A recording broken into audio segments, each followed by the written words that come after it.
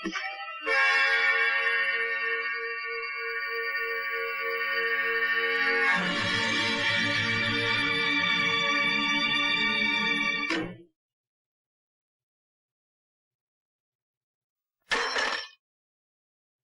चाबी मुझे अपने मकान के बरामदे में मिली थी, मेरी जेब से गिर गई थी। तो तुम ही वो आदमी हो जो चोरी से मेरे घर में आए थे। क्यों? मुझे कुछ कागजात की जरूरत। जिन्हें तुमने ताला तोड़कर निकाल लिया। इसका मतलब है तुम मेरी बीवी को जानते थे बहुत अच्छी तरह। उस रोज मेरी बीवी का नाम चिट्ठी भी तुमने लिखी थी।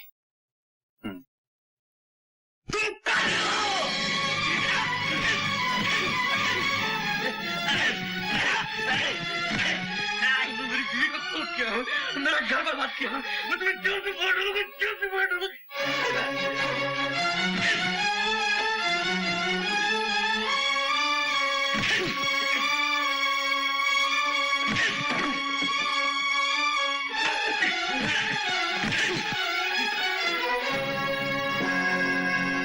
चुपचाप मेरे साथ पुलिस स्टेशन चले चलो, वरना। पुलिस स्टेशन तो मुझे ले जाना चाहिए तुम्हें। वो दाढ़ी वाले आदमी तुम हो जिसकी पुलिस को तलाश है, मगर मैं तुम्हें पुलिस स्टेशन नहीं ले जाऊंगा। मैं जानता हूं कि तुम कातिल नहीं हो। हाँ, कातिल मैं नहीं, कातिल तुम हो। कातिल मैं भी नहीं हूं। तो फिर तुम कौन हो? तुम्हारी बीवी का पहला पति।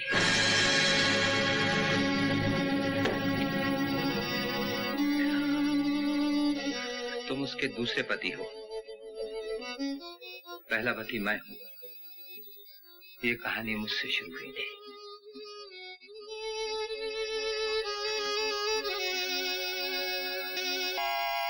आज इस कहानी से पर्दा उठाता हूं। मैं और मीना एक दूसरे से मोहब्बत करते थे, लेकिन हमें डर था अगर मीना के पिता से जिक्र किया गया तो वो शादी की इजाजत नहीं देंगे। इसलिए उनकी इजाजत के बगैर हमने शादी कर ली। उसी रात इमरजेंसी डिक्लेयर हुई और उसी ही रात मुझे लड़ाई के फ्रंट पर भेज दिया गया। उसके कुछ ही दिन बाद मैं लड़ाई में जख्मी हुआ और गिरफ्तार कर लिया गया, लेकिन मेरे बारे में ये खबर उड़ी कि मैं लड़ाई के महाज पर मारा गया। वक्त गुजरता गया, मैं दुश्मन की कैद से रिहा हुआ। वहां से छूटने के बाद मैं सीधा बंबई पहुंचा, सवाए होटल में ठहरा। मुझे अच्छी तरह याद है, उस रोज नए साल की रात थी। होटल में खूब जश्न हो रहा था, मगर मेरा दिल बंबई में नहीं था, दार्जिलिंग में था। मैं जल्द से जल्द मीना से मिलना चाहता था।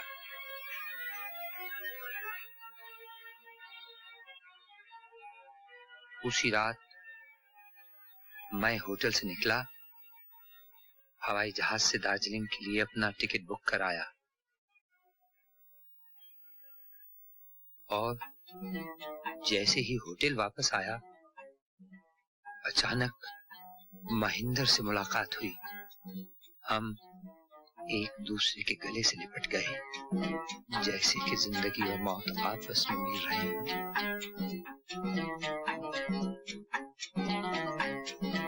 महेंद्र को मैं अपने कमरे में ले गया।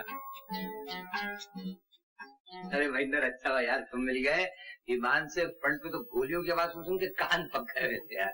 अच्छा भैया, कोई इस दुनिया के इस हिस्से कोई नई ताजी खबर सुनाओ मैं। अच्छा तो तुम्हें एक खौफनाक खबर सुनाए। आज हम इस होटल में मीना जी से मिले। अरे मीना को मिलना कोई खौफनाक खबर है यार? उसे मिलने के लिए तुम्हें तड़प रहा हूँ महेंद्र। मगर राजेश, उन्होंने दूसरी शादी कर दी। नहीं महेंद्र नहीं, मैं उनके शौहर से भी मिला। मेरी तमाम उम्मीदों पर पानी फिर गया। मैं उसी कुर्सी में धंस गया जिसमें बैठा था। अगले रोज मैंने महेंद्र से कहा, मैं मीना से मिलना चाहता हूँ। महेंद्र ने फोन मिलाया। मीना? हाँ, मैं महेंद्र बोल रहा हूँ, कैप्टन महेंद्र। मैं तुम्हें एक ऐसी खबर सुनाना चाहता हूँ जिसे सुनकर तुम हैरान रह जाओ। तुम्हारा पहला पति राजेश जिंदा है। मैं मीना मीना मीना मीना राजेश बोल रहा हूँ मैं, मीना। मैं राजेश हूँ, मीना। मीना, मालूम है तो फोन नीचे रख दिया। तो फिर ट्राई करो। हाँ प्लीज फिर करो। Operator, yes 242665। हम सारा दिन कोशिश करते रहे मगर मीना का फोन नहीं मिला। मैंने एक बार फिर फोन लगाया, उस तरफ घंटी बजने लगी। मीना ने फोन उठाया। फोन बंद मत करना मीना, मैं राजेश बोल रहा हूँ। पहले मेरी पूरी बात सुन लो। मैं सवाई होटल कमरा नंबर 320 में ठहरा हूँ। तुम मुझसे मिलने अभी चली आओ, मैं तुम्हारा इंतजार करूंगा। और हाँ, अगर तुम नहीं आई तो मुझे खुद तुमसे मिलने आना पड़ेगा।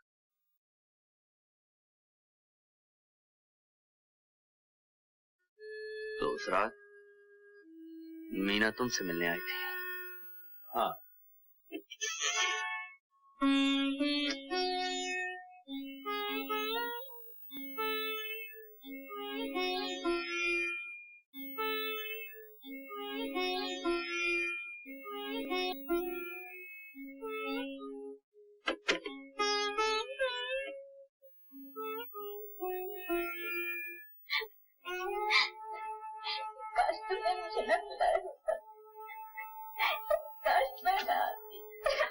घबराओ नहीं मीना, मैंने टेलीफोन पर जो कहा था वो धमकी नहीं थी, वो सिर्फ तुम्हें एक बार देखने का बहाना था।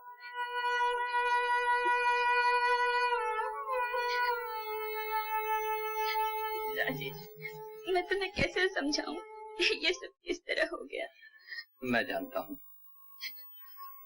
हूँ ये सब किस तरह और किस लिए हो गया। मीना, ये इसलिए हो गया कि हमने शादी की पवित्रता को नहीं माना। हमने चोरी की, मोहब्बत को गुनाह का रूप दे दिया।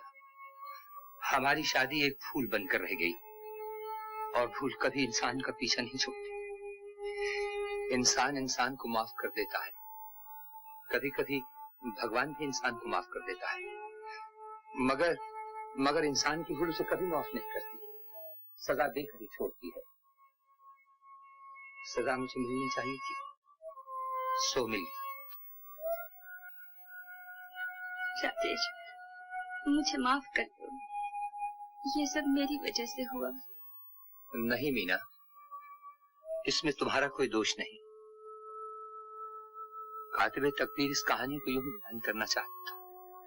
हम तो मिले, बिछड़ जाएं, फिर मिलें, फिर बिछड़ जाएं, और फिर दो अजनबियों की तरह अपने अपने रास्तों पर चले जाएं, जहां से पलट कर आना मुमकिन नहीं।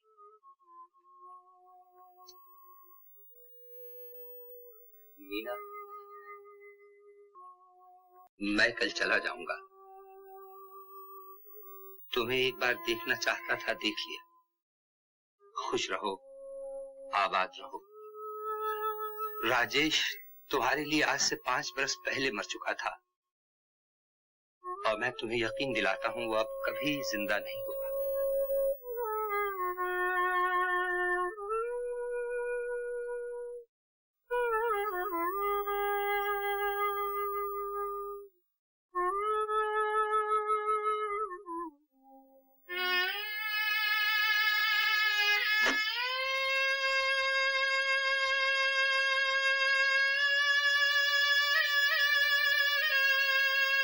अब तुम अपने घर जाओ मीना।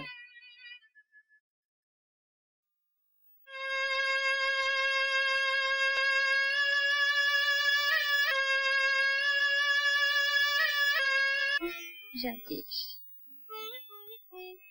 मुझ पर एक और एहसान करोगे? कहो। तुम्हारी एक अमानत है मेरे पास। अमानत? तुम्हारी बच्ची। बच्ची?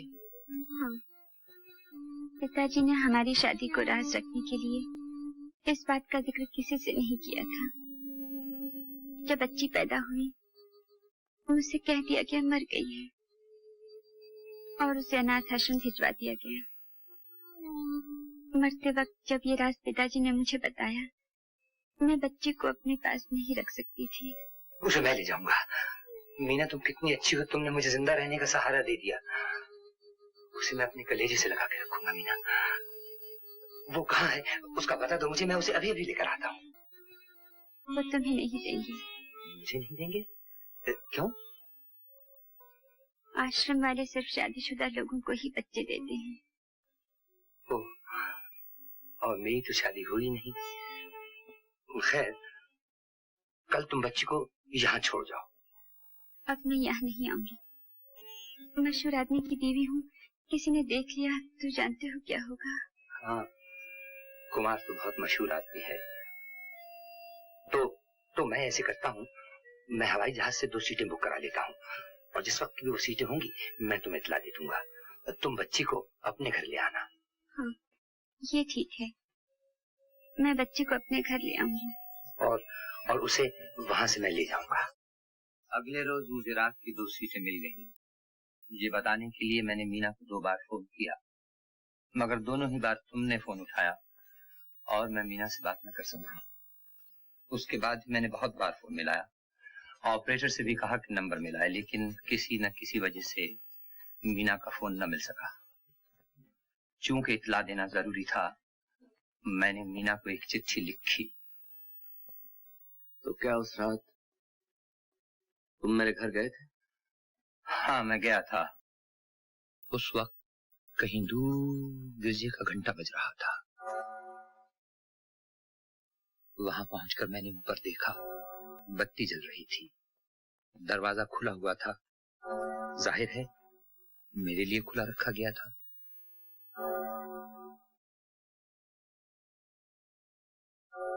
अंदर कमरे में अंधेरा था। अंधेरा जानबूझकर रखा गया था, शायद इसलिए कि जब मैं ऊपर जाऊं और वापस आऊं कोई मुझे न देख सके।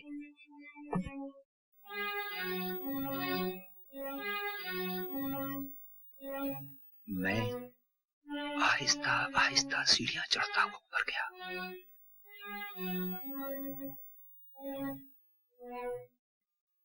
जैसे ही लैंडिंग में कदम रखा, ऊपर से ऊंचे ऊंचे बोलने की आवाजें सुनाई दी। मैं समझा तुम आ गए।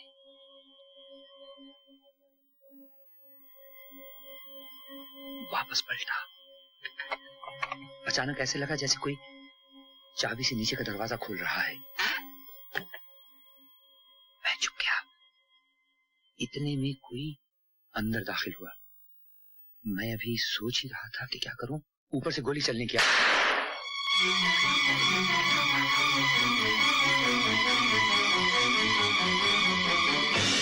दाखिल हुआ तो देखा मीना की लाश खून में लिथड़ी पड़ी है।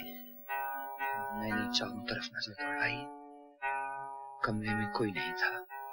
कातिल जरूर पीछे की सीढ़ी से निकल गया होगा। सोचा उसे पकड़ूं, लेकिन नीचे सीढ़ियों पर किसी के चढ़ने की आवाज आई। मैं लपक कर पर्दे के पीछे छुप गया। दूसरे ही लम्हे दाढ़ी वाला दाखिल हुआ। ये तुम थे? हाँ, वो मैं ही था। मैंने तुम्हारी चिट्ठी पढ़ ली थी। मुझे मीना पे शक हो गया था। मैं जलील हूँ, मैं कमीना हूँ। मैंने अपनी बीवी पे शक किया। वो घर जो मैंने मोहब्बत से बनाया था, शक से बर्बाद कर दिया।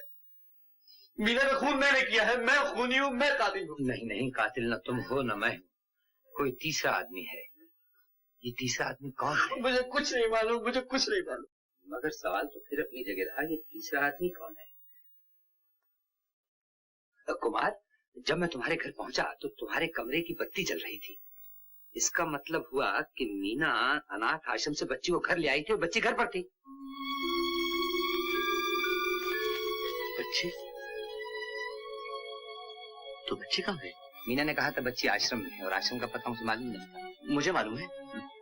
अब तो मुझे भी मालूम है कुमार। ये कागज जो मैं तुम्हारे यहाँ से लाया, इसमें पता था और मैं तैयार होकर वहीं जा रहा था जब तुम आए। चलो मैं भी चलता हूँ तुम्हारे साथ। तुम कैसे चलोगे? पुलिस है तुम्हारे पीछे। उस बच्चे की ऐसी क्या जरूरत पड़ गई सबको? जो है उसी को ढूंढता चला आता है। पहले एक श्रीमती जी आई थी। मैंने उनसे कहा बच्ची को गोद ले लो, तो कहने लगी मेरी मजबूरी है। कुछ दिन बाद फिर चली आई, फरमाने लगी बच्ची चाहिए। मैंने कहा बच्ची तो हमने दे दी, तेजपाल साहब ले गए। श्रीमती जी को गए अभी 2 घंटे भी नहीं हुए होंगे, तेजपाल साहब तशरीफ ला रहे हैं। बच्ची तो नहीं यहाँ आई। बच्ची ना हुई अलादीन का चिराग हो गया। तेजपाल साहब का पता आप मुझे देंगे? हाँ हाँ।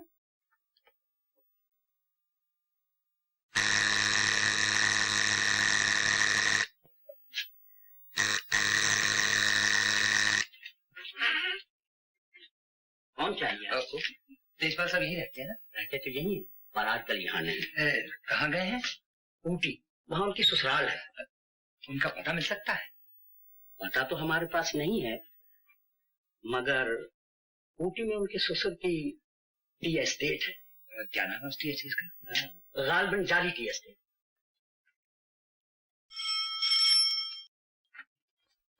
हेलो हेलो कुमार, अरे भाई तुम कहाँ हो? हम सब परेशान है तुम्हारे लिए। सुनो जगमोहन, तुम फौरन यहाँ चले आओ। सवाई होटल, कमरा नंबर 320। क्यों, आखिर बात क्या है? ये सब बाद में बताऊंगा, तुम फौरन यहाँ चले आओ, जल्दी।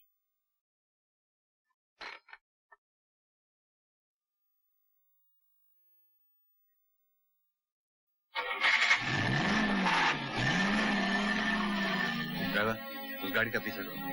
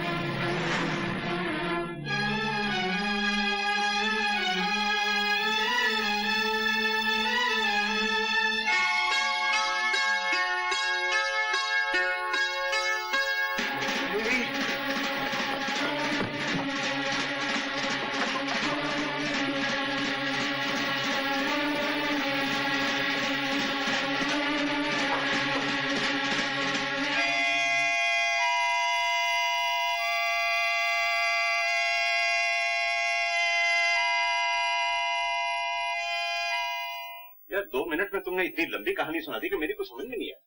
वो फिर कभी समझ लेना। इस वक्त तो ये जरूरी है कि जितनी जल्दी हो सके हम दोनों ऊटी पहुंचे, इससे पहले कि पुलिस इसे पकड़ ले।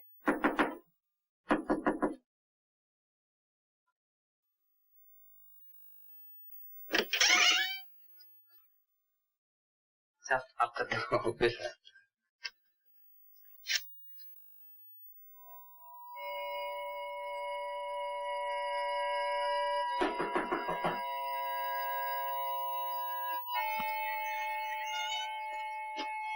अंदर बाहर आ जाइए प्लीज।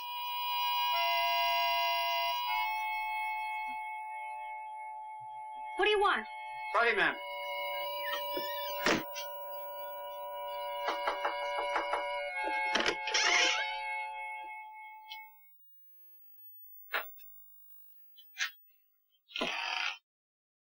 हेलो वकील साहब, आप यहाँ कैसे?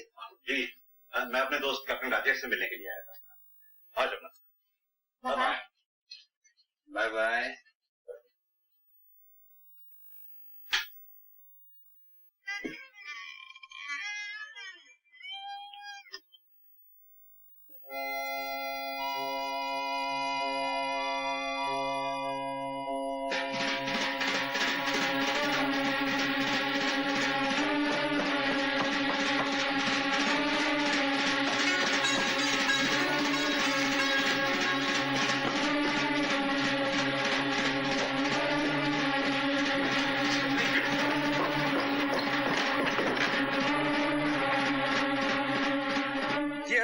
आपका रूम बुक है। आप 12 बजे के बाद कभी भी शिफ्ट कर सकते हैं। Thank you. Do you mind? Anything I can do sir for you? Captain Rajesh hotel छोड़ गए क्या? अभी थोड़ी देर हो गई चले गए। मेरा उनसे मिलना बहुत जरूरी है, क्या बता सकते कहाँ है? ऊटी गए। हमने उनके लिए 2 सीटें बुक कराई हैं, बॉम्बे से बैंगलोर, बैंगलोर से कैम्बटूर के लिए। 2 सीटें? हवाई जहाज से। मेरे ख्याल में अगर आप जल्दी करें तो उनको एयरपोर्ट पे मिल सकते हैं। Thank you. You welcome.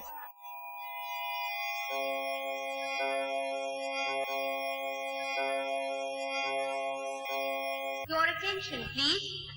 Your attention, please. Captain Rajesh, passenger from Bombay to Bangalore, is requested to contact the Indian Airlines inquiry counter immediately. Captain Rajesh, passenger from Bombay to Bangalore, Contact the inquiry counter, please.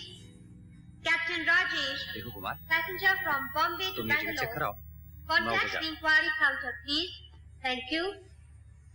Captain Rajesh, yes, your phone. Hello.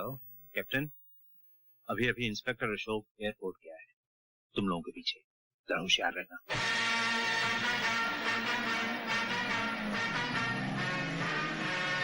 Indian Airlines announced the departure of their caravan flight number 105 to Bangalore. Passengers are requested to proceed to the aircraft. Thank you.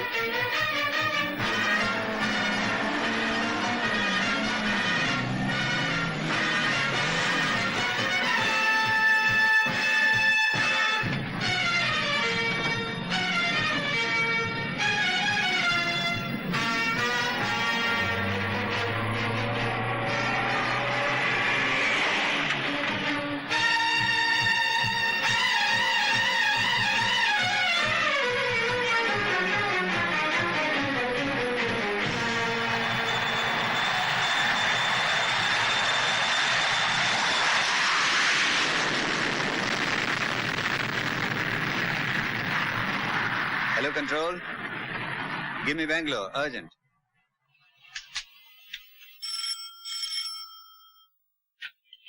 Hello Bangalore, मैं बॉम्बे से inspector Ashok बोल रहा हूँ। देखिए, बॉम्बे से flight number 105 से मशहूर actor Kumar Bangalore पहुंच रहा है। आप उसे जानते हैं? वेरी गुड, उसे रोक लीजिए। हाँ, जाने न दीजिए। दूसरी फ्लाइट से मैं भी बैंगलोर पहुंच रहा हूँ।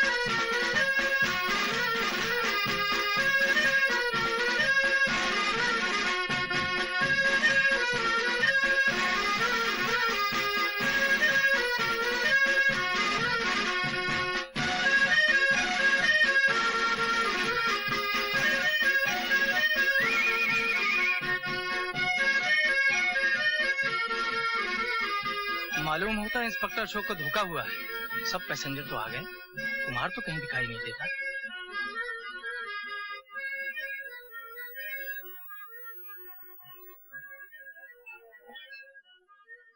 कुमार, हमारा अंदाजा ठीक निकला। इंस्पेक्टर अशोक ने यहाँ इतला कर दी थी। पुलिस यहाँ तुम्हारे लिए ही आई हुई थी। Your attention, please. This is the last and final call for Captain Rajesh and Mr. Kumar, traveling from Bangalore to Coimbatore by flight number 103. Rajesh, police के हाथों से बचकर यहाँ तक तो पहुँच गए। अब किसी तरह बच्ची मिल जाए। बच्ची मिल भी जाए और उसने कत्ल होते हुए देखा है, ये भी बता दे। बता क्या दे? बच्ची बोलती तो है ही नहीं। और आप भी डॉक्टर साहब उसी से पूछते हैं, बताओ क्या हुआ। ये इसके माँ बाप खड़े, ये भी कुछ नहीं बताते। कहते हैं हंसते खेलते बच्ची एकदम चुप हो गई। भला ये भी कोई समझ में आने वाली बात है?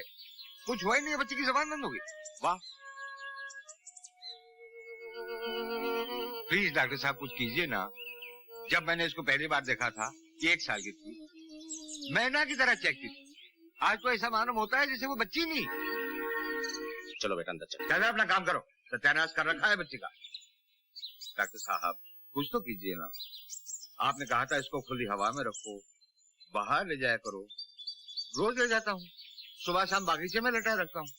यही एक तरीका है। मैं शुरू से कह रहा हूँ बच्ची को सख्त सदमा पहुंचा है, जिसकी वजह से इसकी जबान बंद हो गई है। जब ये बोझ दिमाग से हट जाएगा, बच्ची खुद ब खुद बोलने लग जाएगी। नमस्ते साहनी साहब। आ गए वकील साहब, कागजात ले आए? जी हाँ, इसी बारे में आपसे कुछ बातें करना चाहता हूँ। आओ। साहनी साहब, कागजात तो घंटा भर में तैयार हो जाएंगे, लेकिन एक वकील होने की हैसियत से मैं आपसे ये पूछना चाहता हूँ कि ये 5 लाख रुपया आप क्यों देना चाहते हैं अपने दामाद को? मैं जानता हूँ उसे आप पसंद नहीं करते। अरे मैं कहाँ देना चाहता हूँ उस बेईमान को, मगर क्या करूँ, मेरा हाथ दबा हुआ है। वो कैसे? रुपए के लालच में उस कमीने ने मेरी लड़की को फांस लिया और फिर दोनों ने मेरी मर्जी के खिलाफ शादी कर ली। मैंने गुस्से में आकर लड़की को अपनी जायदाद से महरूम कर दिया। ये तो मुझे मालूम है। कुछ दिन बाद इनके यहाँ ये लड़की पैदा हुई। अपना खून फिर अपना खून होता है। मैं उसे देखने चला गया। लड़की बहुत प्यारी थी, मेरी जबान से निकल गया इसे मैं ले जाऊं। फौरन इस कमीने ने उसकी कीमत मांगी। मैं खामोश नहीं रहूंगी। सच को छिपाते छिपाते मेरा दम घुटने लगा है। ये बच्ची हमारी नहीं, हमारी बच्ची मर चुकी है। मेरे पिताजी से 5 लाख रुपया ऐंठने के लिए तुमने ये झूठ बोला। अनाथ आश्रम से लाई हुई बच्ची को अपनी बता रहे हो। मैं अब चुप नहीं रहूंगी। मैं पिताजी से सब कुछ कह दूंगी। इस तरह आज तक जबान बंद रखी है, आइंदा भी रखूंगी। जानती हो मैं कौन हूँ? अगर आज के बाद ऊंची आवाज सुनी, तुम्हारी लाश तक नहीं मिलेगी।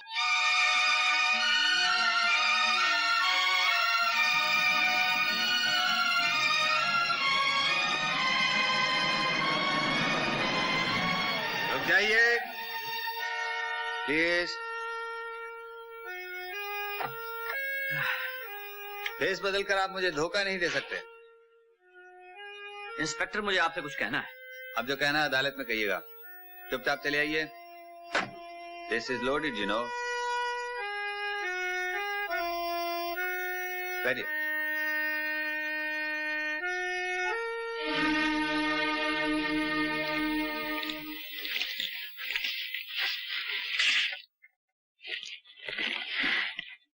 आप यहाँ दस्तखत कर दीजिए।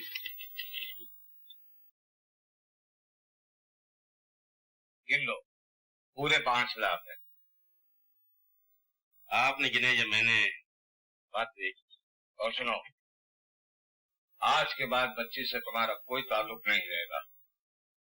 बच्ची के बाप होते हुए भी तुम मुझसे मिल सकोगे या नहीं, ये मेरी मर्जी पर होगा।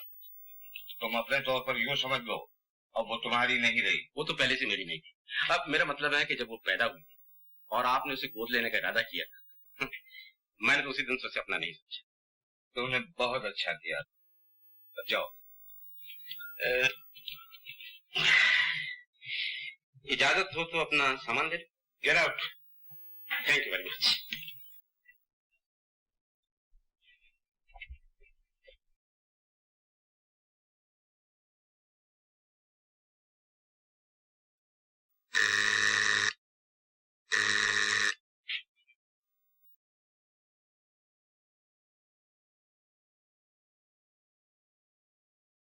आप कीजिएगा, हम आपको कुछ तकलीफ देना चाहते हैं। सुनाइए। वो रही इंस्पेक्टर, यही है वो बच्ची। क्या बात है? क्या चाहिए आप लोगों को? मैं इंस्पेक्टर अशोक हूँ, बॉम्बे से आया हूँ। ये कैप्टन राजेश और वो मिस्टर कुमार हैं। पिछले दिनों बॉम्बे में इनकी बीवी का कत्ल हो गया था और इनका कहना है कि ये बच्ची उस कत्ल के बारे में कुछ बता सकती है। ये बच्ची? जी। क्यों, आपको इतराज है हम बच्ची से कुछ सवाल पूछ लें? जरूर पूछिए, मगर ये बताइए कैसे? ये बोलती तो है ही नहीं। बेटे, तुमने हमें पहचाना? तुम हमारे घर आई थी, हम दोनों सोफे के पीछे छुप गए थे। मैं तुम्हारी आंटी का आंटा। हाँ बेटे, पहचाना ना मुझे? तुम कैमरा उठाकर लाई थी, मैंने तुम्हारा और आंटी का फोटो खींचा था। हाँ बेटे, याद आया? याद आया ना? याद आया ना? याद आया ना बेटे? हाँ, बोलो बेटे। सारिका, मेरी तरफ देखो सारिका, मेरी तरफ देखो सारिका। बोलो बेटे, बोलो। चलिए मिस्टर कुमार, कम ऑन। खत्म हो गया खेल।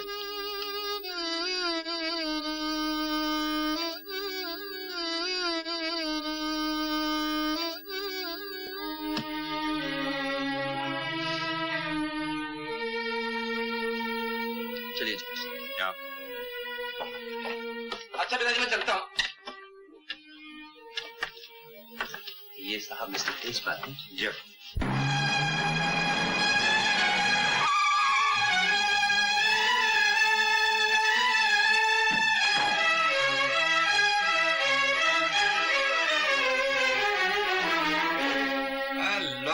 मोहन साहब।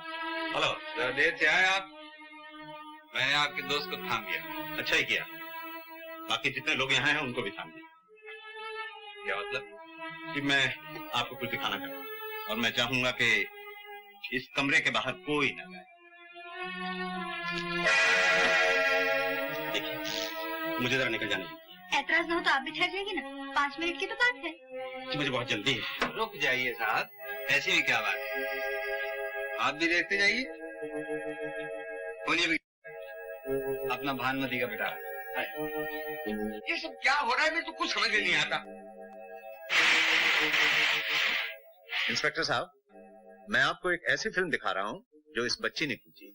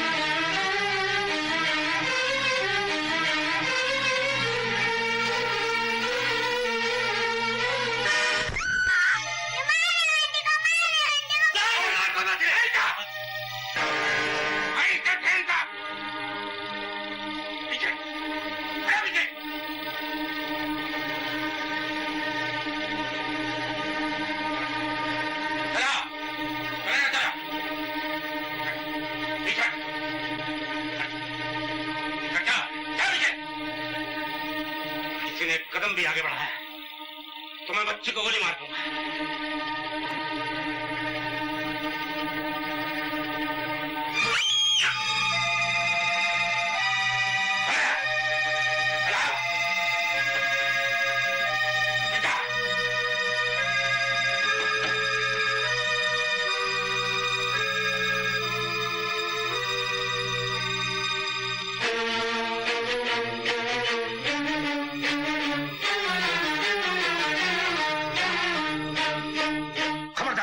किसी ने आगे कदम बढ़ाया तो गोली मार दूंगा।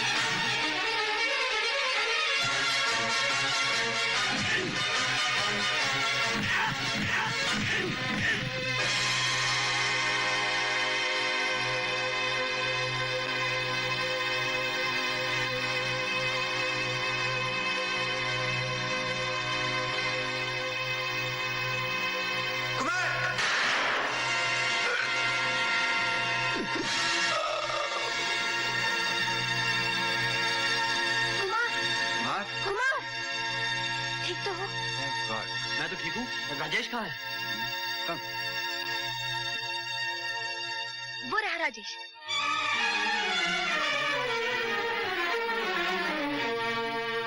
राजेश, राजेश,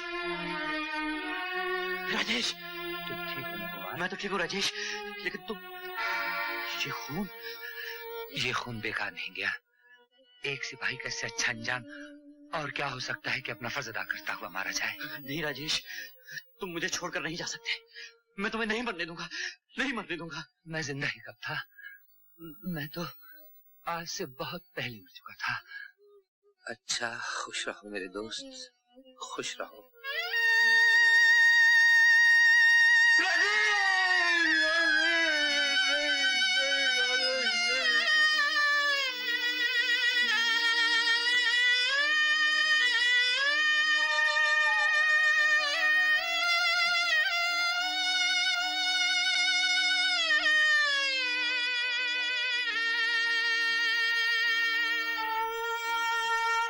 क्या हुआ कुमार? शबनम, मुझसे काम नहीं होगा। क्यों? स्टेज पर आते ही वो सारी यादें वापस आ गई जो मेरी जिंदगी थी, जिसके लिए मैं हंसता था, रोता गाता था। आज वो यहाँ मौजूद नहीं। वो कुर्सी जहाँ मीना बैठा करती थी, मुझसे कह रही है मीना का कातिल मैं हूं।